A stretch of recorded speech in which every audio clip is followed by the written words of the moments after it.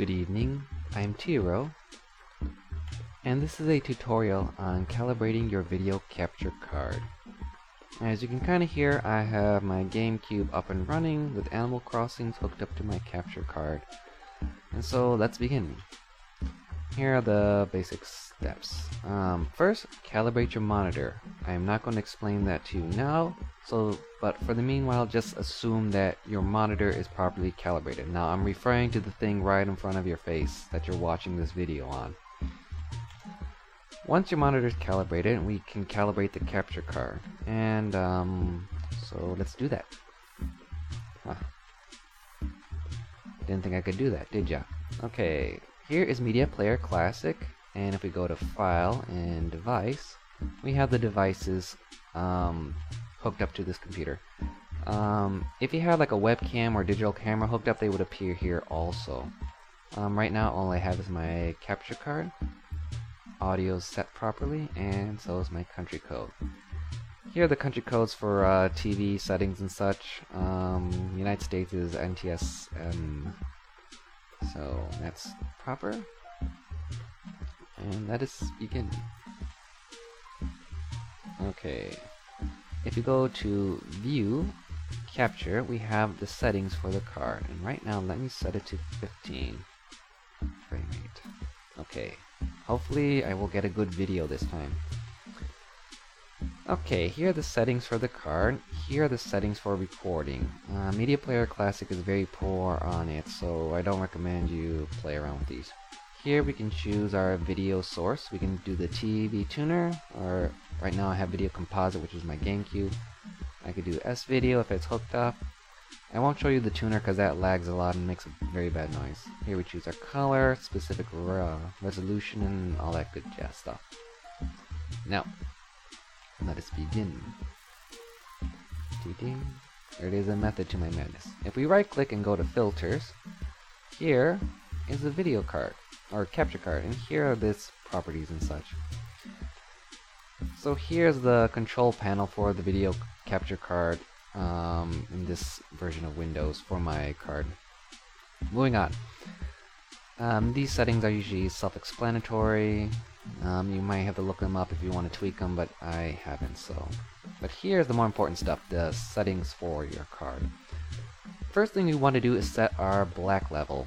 Now, black and white is usually set better or seen better by boys and out of the corner of your eye, not directly. So if I move it all the way up, we can see how here is the background of Media Player Classic, and it's true black, you know, 000 for color. And here are the sidebars from where unwanted video is from our capture card, and this should be true black as well for the capture card.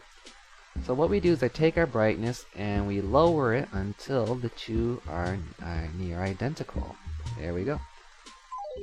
And now to set true white. True white. Yeah, thinking. Here we go. Zoom. Oh wait, have to hit OK, otherwise you get a very noisy click. Zoom. Pan down. I said pan down, not pan up. Come on. Position down. There we go. No, I can't do it. Yeah. Okay, let's just look at the white anyways. Filters. Medium, properties. Okay, contrast is what we set our white level. We play around with it, white turns gray. So we look at the white here, true white, and we move it until it can't get any brighter.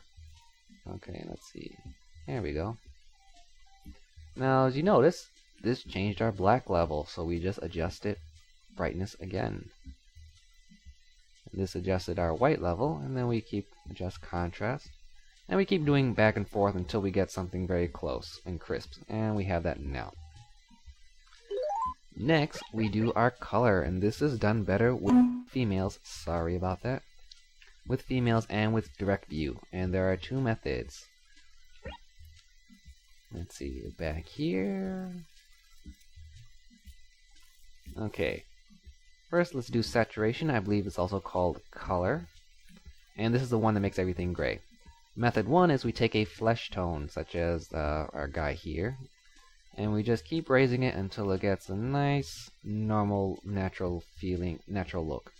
More common in modern games for that photorealistic, you know, big 3D World War II epic first-person shooter. The other one is we take the color red. Let's see if we can't zoom in more. Here we go. Right here is the boundary for our color, red, and the shade of the apple. And we will notice it when I demonstrate. Okay. We set our saturation really high. Red is the first color to bleed. Now, pay attention to this little boundary here or here. As I move it high, the red in the middle overlaps it. This is easily seen with a cathode ray monitor, which is the big, you know, the big round ones with the glass screens. And so we just, to set it with red, we just basically keep increasing it until it starts to bleed over. And that's right about there. Okay, so that's our saturation. More often than not, you don't even have to touch color. The other one is hue, also known as tint, and this is what makes the colors really funky. What you need to do is get something like a true red, or a true blue, such as here, more easily accessed in kiddie games, or games that are called kiddie, quote unquote. Let's see. And we just play around with it. So we would get a magnifying glass and look on the, look at true blue and make sure there's no like greens here or reds, and just keep doing it, up close.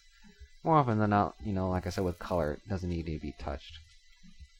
And there you have setting your video capture card. You only need to do this once. I may recommend that you do it once a year, because you may inadvertently move your monitor or something, and the settings change. But you don't have to do it often at all. Once a year. Well, that's about it. Now let's go to the other things. If you had noticed here with filters, we have a capture and a preview pin. Preview pin basically is the settings for preview. As you notice, it's 15, which is the ones I set up here in the would have been the control panel for the capture panel for Media Player Classic. Preview is what you see on the computer screen now. It's what you're going to see when you view your video. And the capture pin, I brought up here, is what is going to be done when you capture the video. That is, put it to a file. Preview and capture do not have to be the same. In fact, it is recommended, and I recommend that your preview pin is always of a lesser quality than your capture pin. And that is important when you actually do your recordings. Let's see, any more properties? Okay, video decoder. Here, video standard, NTSS or PAL, United States or European. Look that up and you get the proper one. Set it to whatever your device, your video console or VCR is. And I'm using for recording, so I have VCR input checked, although I really don't know what this is. I've looked it up, but I can't find it. Ooh, here are the scan lines. Okay. So these are the lines for when you do deinterlacing and such, which will be another video. And that is that.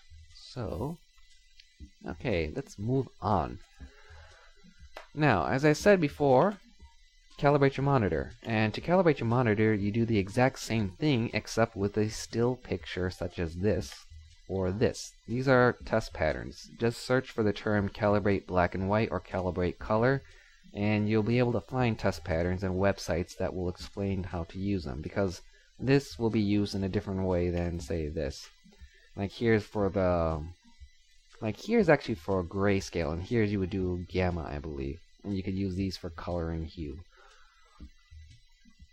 But, let the other professionals do that. Okay, so that's how you calibrate your video capture card for a good picture. So, until next time, I'm Tiro, and have fun making videos. See ya!